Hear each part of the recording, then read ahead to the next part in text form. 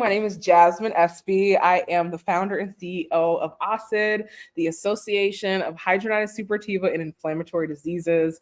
I'm so excited to be here and to partner with Tono Health again to bring you a webinar about intimacy and dating with hidradenitis suppurativa.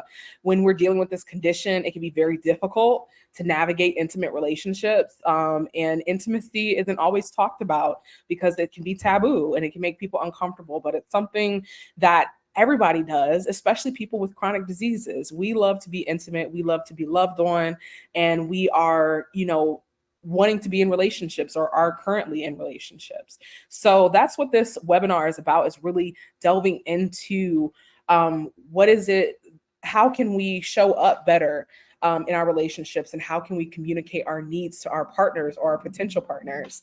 So I want to, with that being said, before I introduce our speakers, I want to give you guys some housekeeping things. So after the webinar, after we're done with the presentation, you will have a chance to ask some questions. So if anything comes up, please feel free to put some of your questions in the chat, and we will make sure to get to them. So without further ado, I want to introduce Dr. Erin Martinez, Jasmine Young, and Kenneth Blue. Thank you so much for joining us today for this amazing conversation on intimacy and dating with hidradenitis suppurativa. Welcome. Good to be with you. Thanks for the introduction, Jasmine. Of course. I'm going to let you all take it from here. Thank you so much. Okay. Thank you. I'm really glad to be back here again. We got actually a shocking amount accomplished, I would think, Jasmine and Kenneth, with things being a little choppy last time we were together. And I feel like one of the things that we wanted to do with this webinar is I was hoping to be able to demonstrate what kind of happens if people are in a sex therapy setting, right? So that's the work I do with HS patients is intimacy, mental health, and sex therapy. And then when I sat down in this space with you all a few weeks ago, I was like, this is a little bit cheating because you two are just naturals in how you connect, and it's clear to me you're highly communicative and in your relationship. And so I want to kind of put a warning, maybe there's a better word for it, but I want to remind people in the audience, it's okay if you're not this good at communicating with each other. It's okay if your connection is not this established. We're going to talk about how to have some hard conversations, and we're going to talk about also how to explore without using our words. We did that in our last webinar, and we're going to do a little bit more of that. But one of the things as I was looking back over our recording, I realized, okay, you two are really good at this thing called relationship. And it's intimidating sometimes to be watching that. So it's okay if we're not there yet in our own relationships. We're learning from masters here, I think. Do you masters? I'm telling you.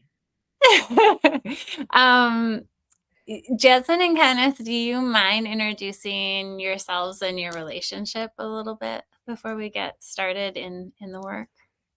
Okay, cool. I'll start. I'm the introvert. I'm the one who doesn't like to talk much, although I crack all the jokes. Let's see. Keep going, introvert. I'm equally as petty as she is. And I don't know what else to say, but that's why I went first. You can have it. Sorry. My name is Jasmine.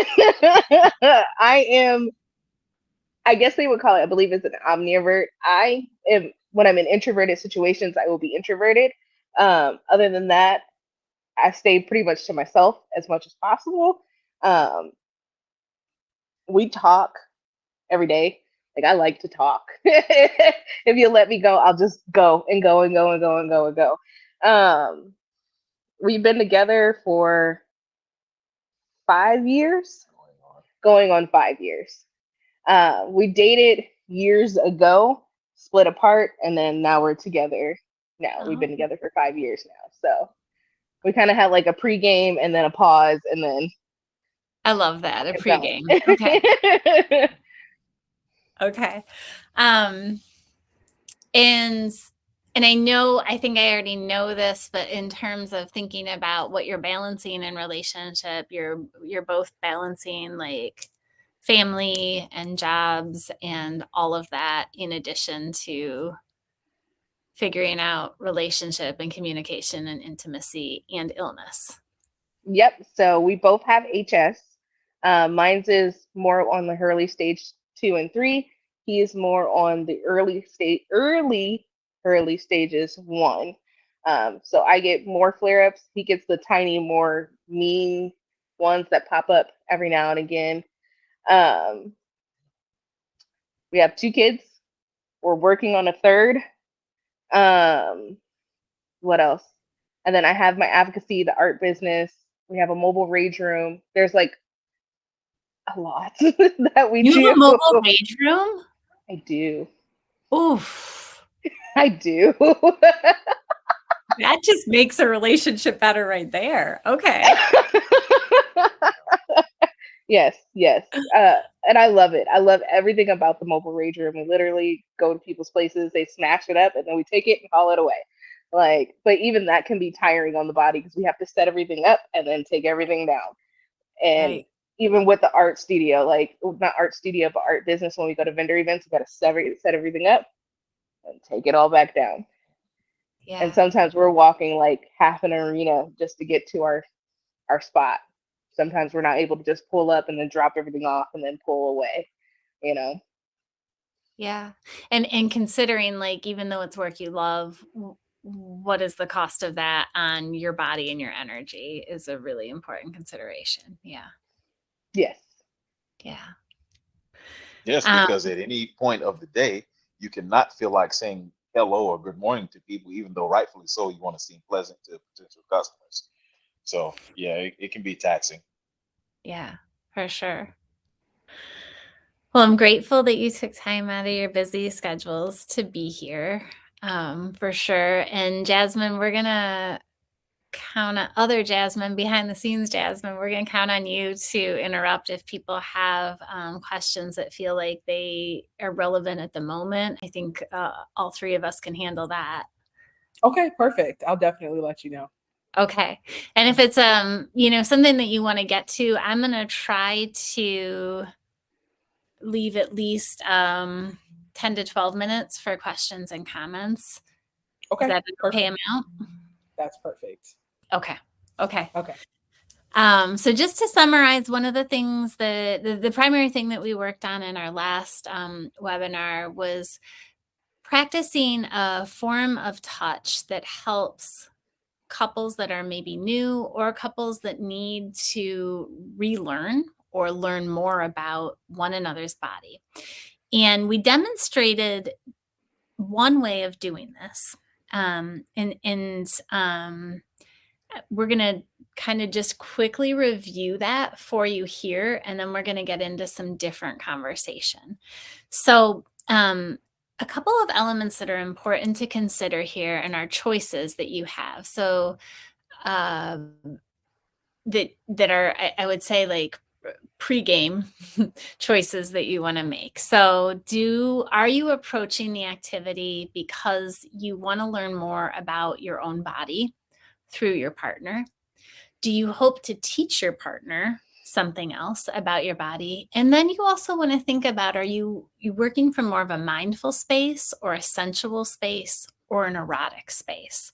So this activity could be used in any of those ways. And part of how you move on that continuum from moving, for instance, from a mindful space to more of a space of arousal or eroticism is simply by maybe removing some of the clothing, setting expectations. Also, we talked a little bit about in our last webinar, even using some sort of sensory restriction to increase vulnerability. So as a for instance, and we don't have our props today to use, but one of the things we could try is we could do these touch activities, and we could ask the person receiving touch to be blindfolded. And then we could also ask the toucher to select where they begin on the body. That changes the feeling entirely, right? We could also restrict the person receiving the touch by maybe moving their arms behind their back. Okay. And so what you're doing is you're increasing trust because they're receiving touch. You are maybe adding silence. So you might say, let's make our rule that we're not going to talk. We're only going to establish communication through,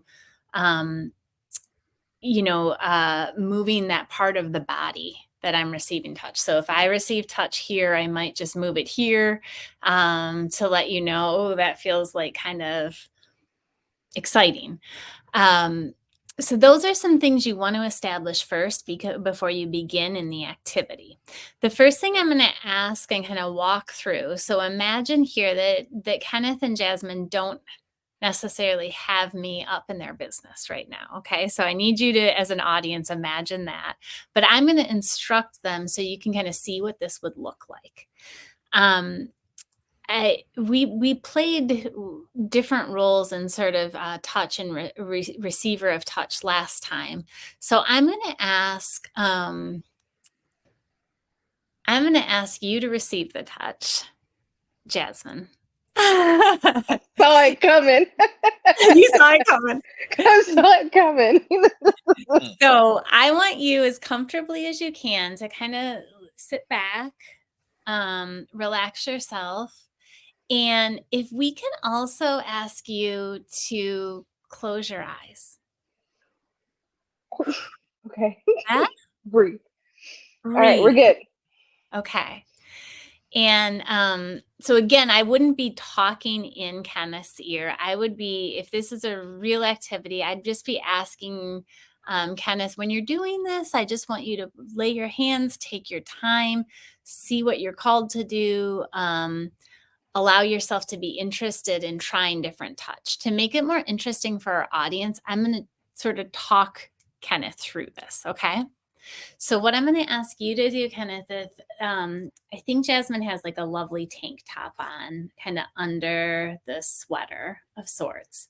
So the part of like the neck and the beginning of her chest that you can put your hand on and touch that bare skin, can you put your hand there? Doing great, Jasmine. Okay. So I just want you to notice, and this is an important part for each of them.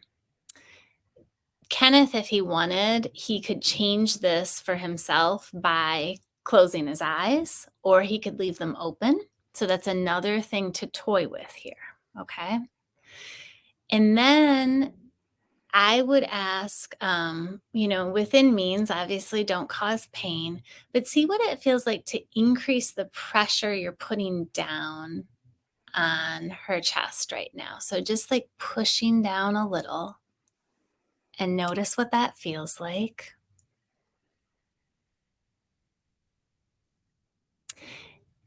And then I want to see what it would feel like for you maybe just to move your hand, and you choose the type of rhythm you want to use, Kenneth, but in some level back and forth on her chest, and in whatever way you like. So this is an interesting place too, because for Kenneth, he has to determine and sort of trust himself to try something that he knows that his partner may or may not like. Right? He might get feedback in a moment that says, oh, that was too fast. That was too slow. Your hand was too warm. You can see they're very connected because they're already smiling at each other, even though her eyes are closed, which is just fun. You're doing great. I'm just breathing. I don't know if I'm supposed to be silent. I don't know if that was part of it. You're doing great. Just breathe. Yeah. Okay. And another thing that you might try, and here's if you were, and don't worry, Tono group, I won't get too risque here, but if Kenneth was trying to kind of up the ante, if they had decided, I want to move this to more sensual, he might even take his like fingernails just a little and kind of press them in, right? So you're adding maybe not pain, but a different type of touch, kind of a scratchy touch. And that's interesting to see. Does that feel different? Does that feel uncomfortable? What do I notice? Okay. All right. Beautiful. Beautiful. Let's come back. Open your eyes, Jasmine. You both did wonderfully here. Got it. Got him. Any initial feedback that you want to share? It was very different. I'm not gonna lie. I don't Okay. think I've ever really closed my eyes and interacted with you before. So it almost felt like a new level of fear. And it's not like fear as in a bad fear, but fear as in like, I don't know what's getting ready to happen next. Although I can hear you, like I'm used to just watching the situation happen versus having to just embrace it. It's like waiting for impact, and then impact happens and you're like, okay, we're here. I will say, just based on the things that I've been through in my life and in my past, at first it was alarming. And then there came a sense of safety. Like, I know what his hands feel like. So it's like I'm in a safe place. And when he started to add more pressure, it wasn't like I'm sitting on you or a crunching type of pressure. It literally felt like it was soothing almost. I don't know. That's really interesting. It was soothing. Like I felt safe. Um, and then he started moving up towards the neck, and I was like, okay, no, we're entering into the whole other category. Got it. Okay. And then he worked his way back down. And then with the nails, I was like, yeah, that'll lead straight to the bedroom. Just to be blunt about it. That's gonna lead straight to the bedroom. So you But I can felt see safe. also that would be so interesting if this was the beginning of your relationship, right? Like imagine this is a new relationship. Maybe you've never had a lot of sexual experiences together. That would be pretty amazing to learn. It would also be really adventurous for, Kenneth to like explore that and try that out, because it could be a good thing or a bad thing. So that's super exciting. Okay. Yeah. You? Me? Yeah. Yeah, What was it you. like for you? Oh, initially, of course, it was. I want to say there was a level of intensity, considering the fact that I could feel her heartbeat. Of course, I like touching her regardless, but feeling her heart rate and the change of the heart rate, and then intensifying. Now, of course, you instructed me to be like, okay, you're not in my ear. It's just us. So in my mind, I'm like, okay, how far can we go with this here? But there had to be a little bit of restraint. And, generally, when her and I are getting intimate, generally, I'm more on the gentle side than rougher. And rightfully so, exploring the rougher side, that's going to be territory that's, as I will always saw it would be not beneficial, but rightfully so, it can be, considering there's restraint with it. Yeah. Yeah. So aside from like a live audience watching you, was there any part of it that you didn't like for you, Kenneth, or you would do differently if you were doing it on your own? It's different for me because when you refer to audience, I generally think of head count in the room. Yeah. So when we're in front of a camera, it kind of changes that dynamic for me. I know there's people in here, but they're not here, so I don't see them. I don't hear them. So it's not really like I'm too self-conscious, if that makes sense. Yeah. Yeah. thinking about how this connects to HS too, right? This would be an activity that I would recommend for any couple in any stage, because you're always going to learn something new about your own body, because our bodies change over the lifespan, right? So what we are loving and feeling good about in one time period of our life is going to change. Also, as you mentioned, you touched on, Jasmine, our experiences we have outside of intimacy influence how certain things feel to our body. So it's always changing. And the thing that feels really important to me about an activity like this with individuals living with HS is that we have such a limited view, particularly in the United States, but I would say overall, we have this very, very limited view. I say intimacy, people think penis, vagina, they might throw in an anus, but that's the limitation. And sexuality is so expansive, right? You mentioned there was little emojis with like heart eyes thrown up when you said something about the heart rate. Like that is exciting. That's attachment. That's maybe even erotic, right? Like you said, Jasmine, when I closed my eyes, this changes the game, right? Like the feeling of pressure changes the game. These are the elements that we really have the opportunity to explore more deeply who we are as human beings when we are entering into an intimate experience, but we have to get past the limitation of that I can only do something with my vagina and my penis. There's a question that just popped up. Do you all have any advice for sexual intercourse when you have a flare-up? Natasha, I'm wondering if there's anyone in particular you want to answer that. If not, I can answer it. Okay. Jump in, sure. So for me, if it's bad, like really, really bad, because I get them down in the lady area, I get them on my chest, inner thigh. If it's bad, just don't. I think that goes with setting boundaries in your relationship. I understand that we all desire to have that version of intimacy with anyone, but you got to take care of you first. And if you're too tired or you're flaring or you're hurting, tap out. There's nothing wrong with saying no. And if your partner can't see it as you're just tired and your body can't, and they see it as something else, get a new partner. But that's not professional advice. That's just my advice. That's great. That's great. Anything you want to add to that, Kenneth?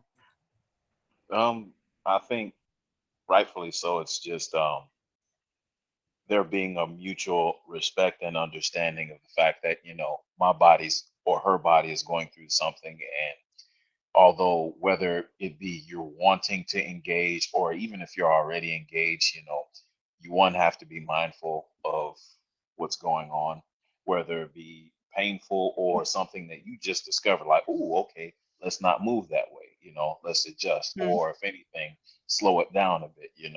So it's like I said, it comes with having a mutual understanding and respect for one another. I want to add That's one more beautiful. thing, and this may be more of your category, but again, like you were saying, everybody thinks intimacy is just actual intercourse, and being with your partner in that moment, watching a movie, cuddling, whatever it may be, is intimacy in itself. There's contact of some sort. It doesn't have to be that full on contact. I don't know how to PG say that, but that's how. That's right. That's right. They didn't tell us we had to be PG entirely, so Well, we're okay. there you go. Right. Like, Yeah. for instance, like I could want to rub on her thigh, and rightfully so, she gets flares on her inner thighs. And get to one point, I feel a flare, and boom, okay. For me, I feel the flare. For her, she feels maybe a slight sting or the nerves that are sensitized around it. She'll feel it before I even get to it, So it's a different sensation for her, and rightfully so. It's not necessarily to kill the moment, but like I said, being cognizant is one of the best ways you can go about it. That's right. Because of That's course, right. you don't necessarily have to stop. You can just reroute or redirect. Yes. part. Okay, so let's like put a big spotlight on that right there. Okay. So like you don't necessarily need to stop. You can redirect, right? And I think that is one of the, we would call it like the sexual inhibitor or the sexual break, right? So Jasmine already has prefaced this so beautifully by saying, have your boundaries, kind of saying, have respect. Don't do things that your body is giving you the message, I don't want to. But also, if you are feeling sexy, if you are feeling like I want some sort of sexual touch and sexual connection, and there's parts of your body that are saying no, then you can redirect, and you can redirect that by taking someone's hand or moving their body in a certain way, or you can say in a sexy way or a non-sexy way, like, let's try this instead. But if you think about it, we have an entire body to work with rather than just a thigh or genitals. And so part of what this activity is doing is feeling the other places that we can feel sexy, that we can feel aroused, that we can feel touched and enjoyed, and then being able to have those as a go-to when we may have a flare that puts a no on more traditional penetrative experiences. Any additional questions that people might have for Jasmine Kenneth or me on this topic before we move to another one?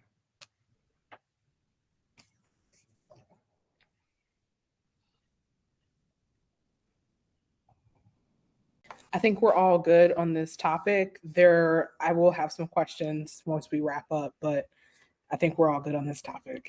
Do you want to bring them in now before we move on to something else? I can if you would like. Sure. So can we talk a little bit more about the ways we can explore intimacy without penetration? Like, we talked about some of those things, but I think that giving people a better idea of what that list can consist of can help them to kind of like start implementing that into their own personal lives. Wonderful. So I'm going to grab onto the answer, and then I'll pass with all the things I missed to see what you two want to add, if that's okay.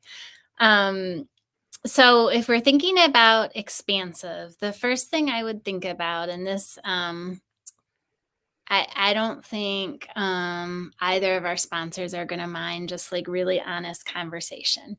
What I think about is, if you consider all the things you would want to do with oral or anal or vaginal penis penetration, right? We have thrusting, we have licking, we have grinding. We have, you get the idea, right? All those things you would do.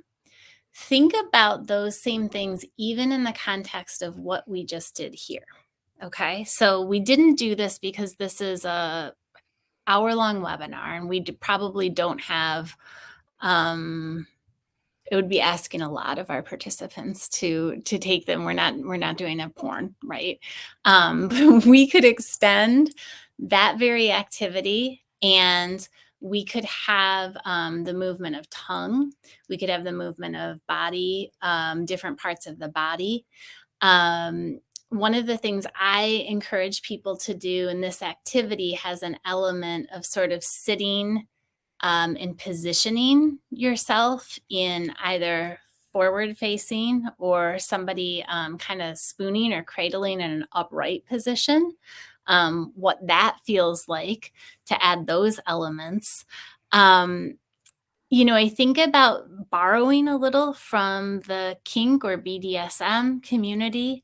A lot of people enjoy some level of pressure. You don't necessarily, it doesn't have to be pain, it can be pain.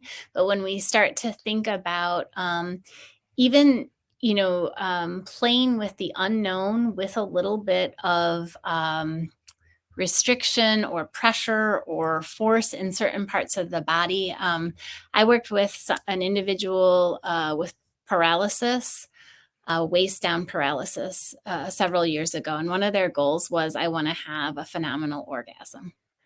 And so what we were figuring out is how to use elements of from the kink community to play with that, to bring out that erotic feeling.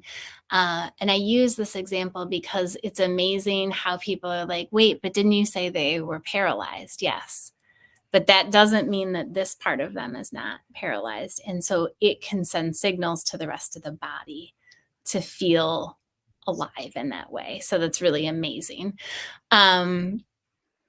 And I think the other thing I would add is just also thinking about sensation. So if we move into our five senses of and play with those, that's where we're going to have probably the most expansive way to aliven opportunities. So when Jasmine leaned back and closed her eyes, fear came up.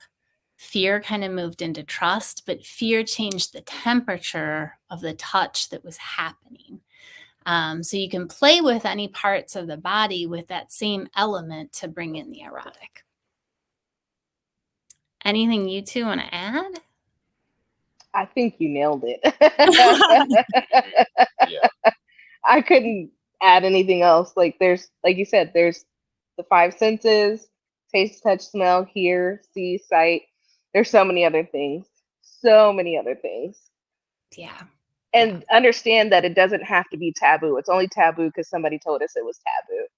So explore the other opportunities that are not opportunities, but explore it. Like, go watch a few flicks or two, like, That's and right. see what may interest you. You never know. It might be the next best thing you've ever done with you and your partner.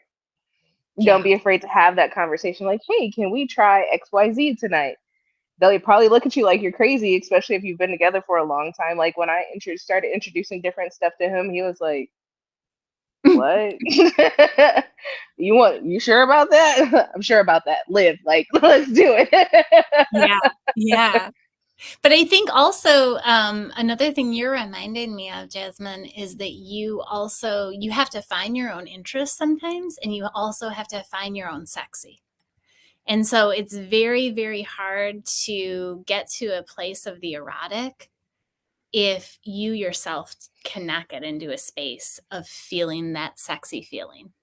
And certainly when we have pain, or when we have parts of our body we feel a sense of yuck or shame about, that is hard. But I think taking the focus and moving it to the areas of our body that we may feel better about, right? I was in a support group a while back, and an HS support group, and one of the participants was talking about their nails.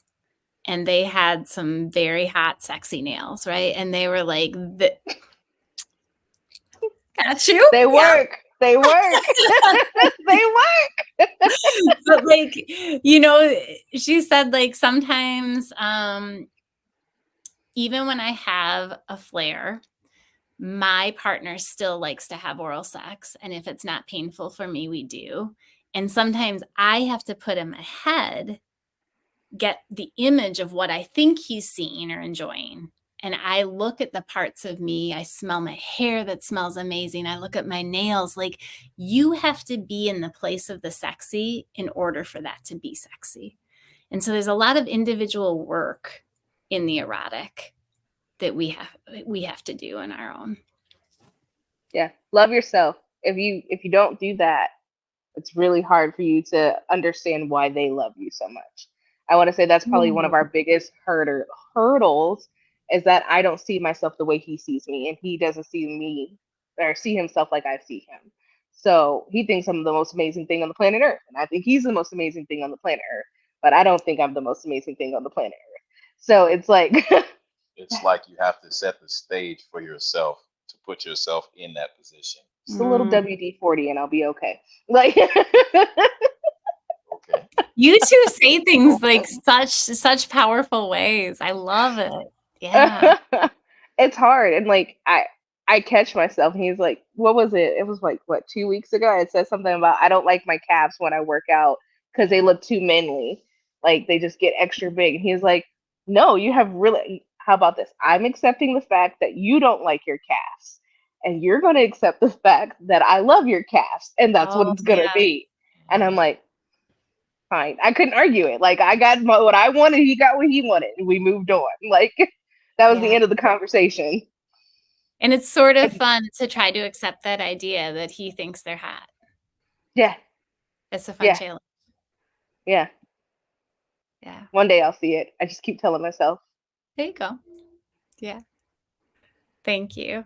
I think the last question leads into this next one, which is how do we explore sexuality or open ourselves to our sexual desires, when in intimate situations, because it can be complicated, especially you all talked about the taboos, to go outside of those limitations and really allow ourselves to really explore our desires and be okay with that as well, especially as people with chronic diseases, because we have sex drives. And I'll leave it at that.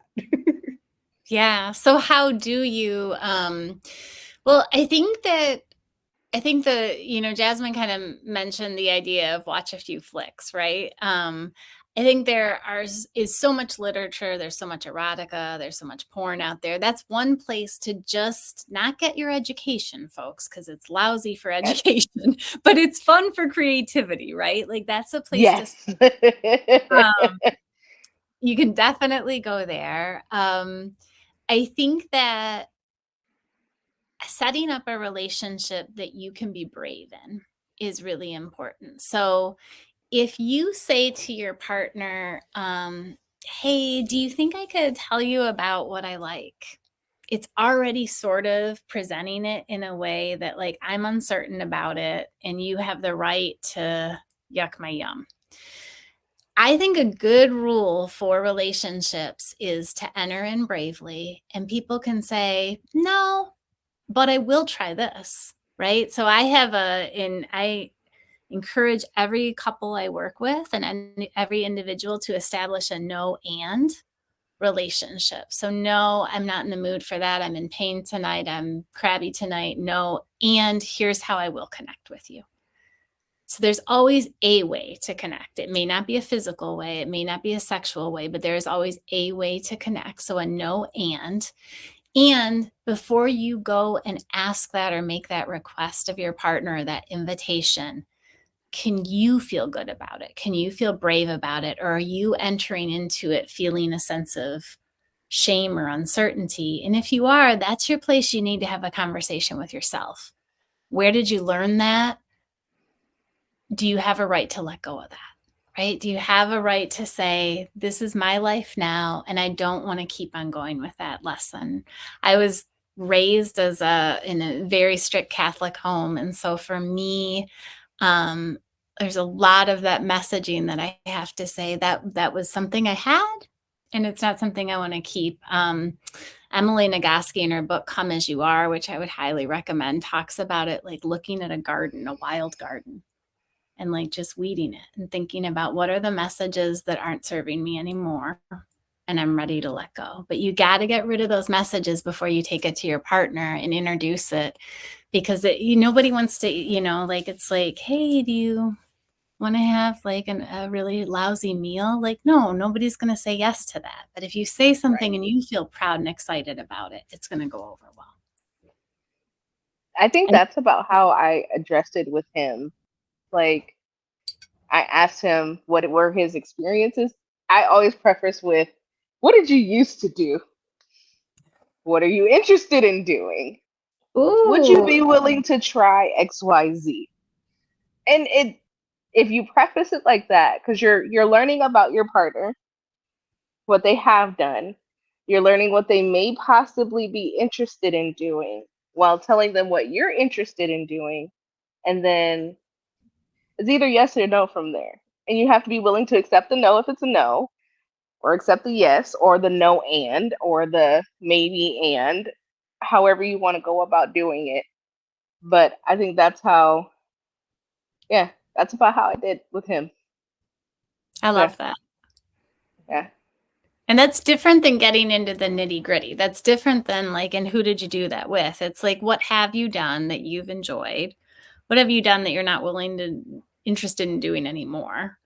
Right. And it also brings in the sort of like, what are you semi-interested in? What are you willing to try? Right. How questionable can we get tonight? Like, how far? And there are a few things that I'm just like, I don't know about that one, but I'll think about it. Like, we'll see, maybe on a spicy day.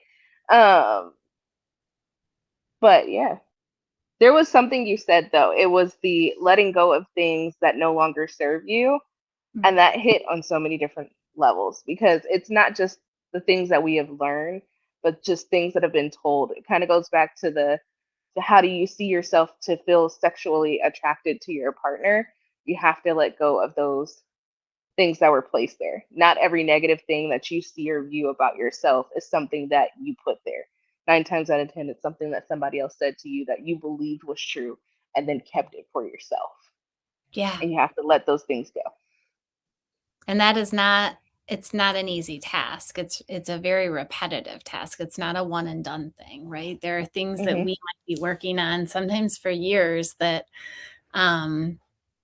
will take a really, really long time for us to retrain. But the mind has a lot of pathways. Like we can open up new ones if we allow ourselves. So part of that is also creating new messages. So if I was told that my chest was too small, so it wasn't attractive, I need to create a new message, right? And I need to maybe create a new experience for myself. So maybe that's getting some really cute cami tops that I feel super sexy in, right? Like I have to do it. Maybe goes beyond just saying, no, I'm not going to accept that. It might be experiential as well, because that's another layer, right? There's the thinking it, there's the verbal piece of it, and there's the experiential that really helps to help us soak in new messages as well. Jasmine, you disappeared for a minute, so I'm assuming we don't have another question. And I would like to just use our last few minutes with this beautiful couple to ask them if they would mind sharing. So I guess how I might ask it, if you were, the question is, that always comes up for me with clients in therapy is how and when should I tell someone that I'm dating that I have HS? And one of the things I say is you should share information when you've already gained a sense that they can handle difficult topics and treat them carefully. That's when you should give them that information. And so they've proven that to you in some way, and you should say it without apology. It's factual. That's a good one. And you should probably practice that a few times with a friend or in the mirror. So do you want to tweak my advice, and do you want to add to it? Yes, I want to tweak it just a scooch. I always, this could be trauma speaking too, so you can say if this is right or wrong. I have to establish trust with you before I can tell you anything about my personal life, whether it be HS, whether it be past life experiences. Like, I'll give you the little bit that I give the world. Anything else, anything deeper, you're almost going to have to dig and work for it. How do you establish it, Jasmine? Like how? I give little tidbits. So like, he kind of got lucky. Like, you got really lucky, sir.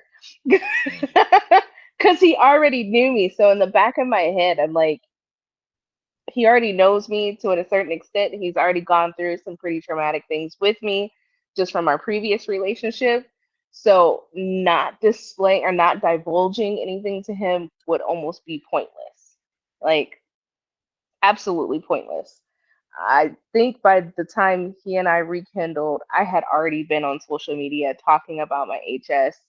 So it wasn't like it wasn't searchable. He could go find it immediately and see, like, oh, this is what she's doing with her spare time. Ew, what is that? Or, oh my God, like, are you okay? Type situation. Now, explaining to him what HS is, that was a little difficult because I didn't know how to word it to him, to explain it to him. Because some people think it's very minute, like just acne, and it's not. And it's not necessarily a boil or a cyst. And I can't give it to him and he can't give it to me. So explaining that it's not an STD, it's not any of those things can almost be a little taxing. So what I started telling people is, yes, I have a skin condition. I don't call it condition because I hate calling it a disease because people think disease and contagious. It's just the human brain. So I tell people, yes, I have a skin condition. This is what it is.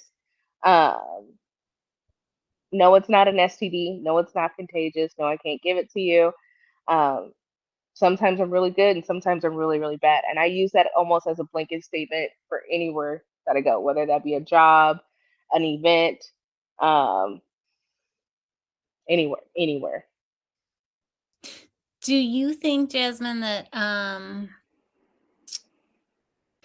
is there a second, third, fourth conversation as this person becomes more of a partner and not just someone you're dating, that you let them know? Because I feel like from a mental health perspective, when there's pain, it's also about, right, it's also about fatigue, it's also about sadness, so do you add to the idea of skin condition and share other elements of like how it affects you? Yes. And I want to say I kind of inched it on him little by little. Like I showed him the video that had went viral. And like that in itself was a lot to digest and take in for anybody who's never seen it. And then I explained to him, be like, it makes me really, really tired. I'm in pain all the time, like all the time. There's not a day I'm not in pain.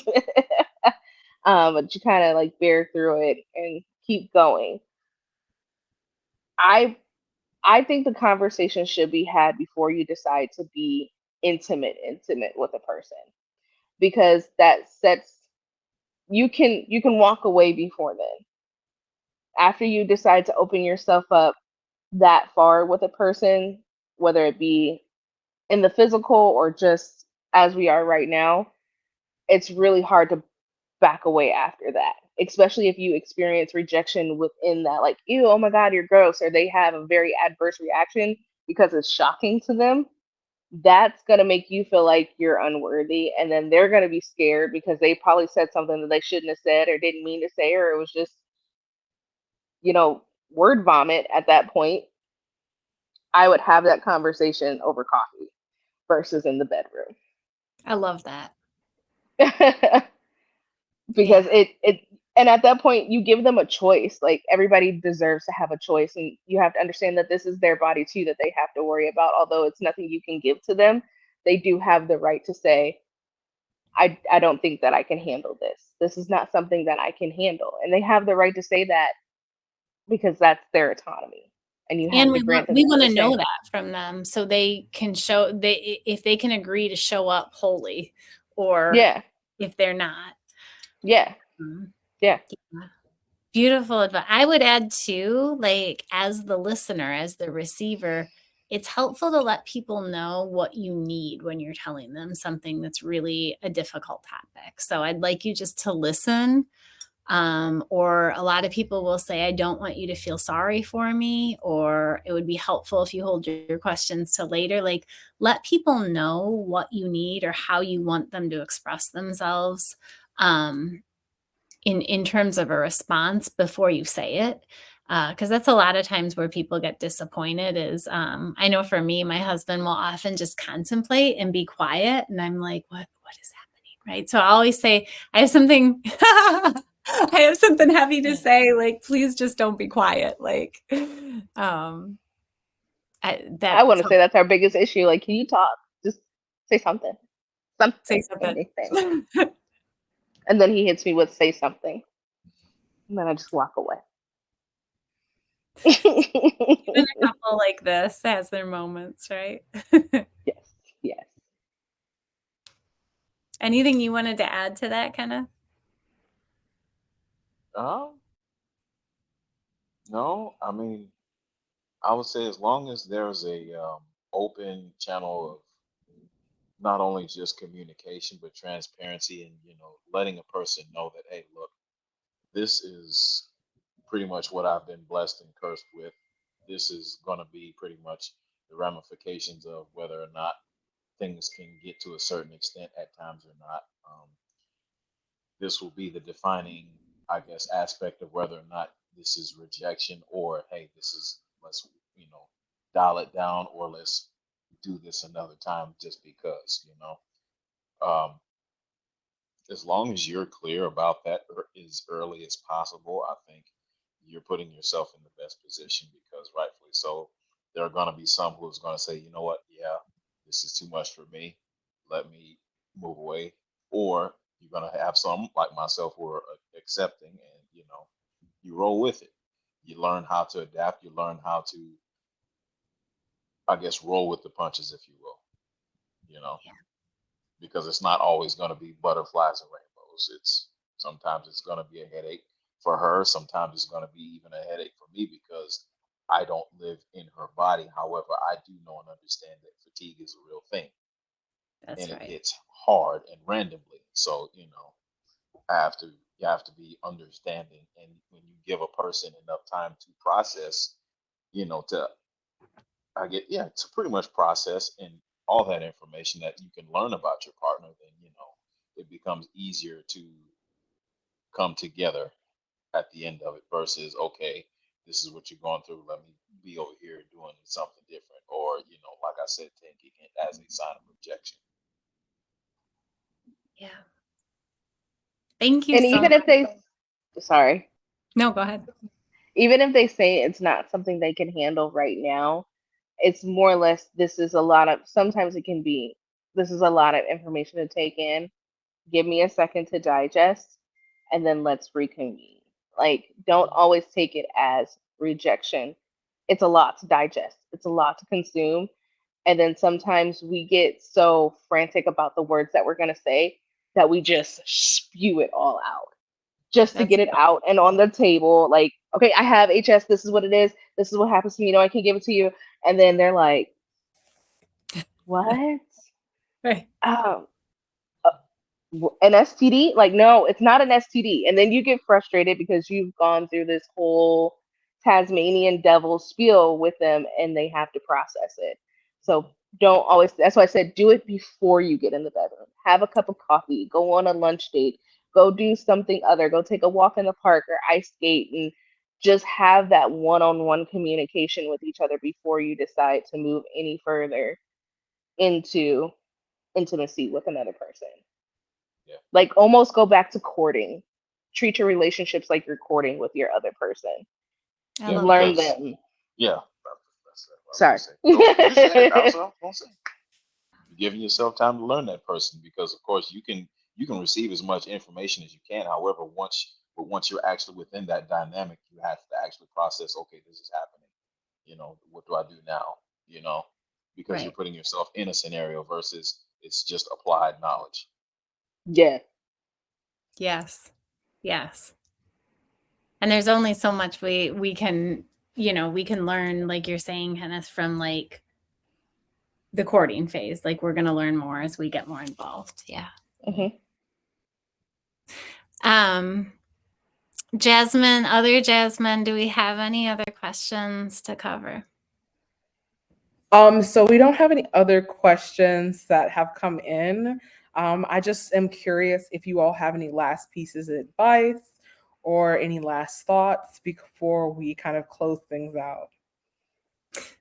I just feel very honored to have the opportunity. I thank you, Jasmine SB, for bringing us all together here, in Tono Health as well. And it has just been, I've learned it's been a privilege to work with the two of you and to witness your relationship. I just feel very grateful for that. So thank you both.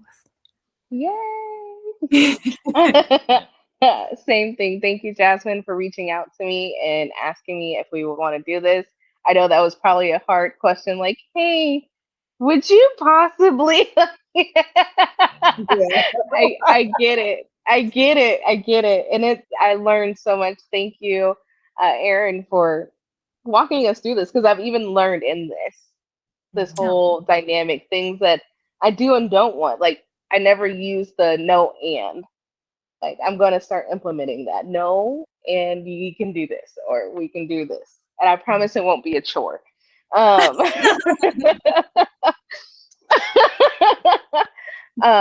Total health, thank you. Always number one. It's great, been great. For anybody who's still watching and listening, just be yourself. At the end of it all, we can give you all the tips, tricks, and advice that you could possibly want to hear and desire. If you're not authentic to yourself and being real with yourself, your partner is not going to take you authentically, and you're not going to be accepted for who you are, because you're trying to mask and be something you're not.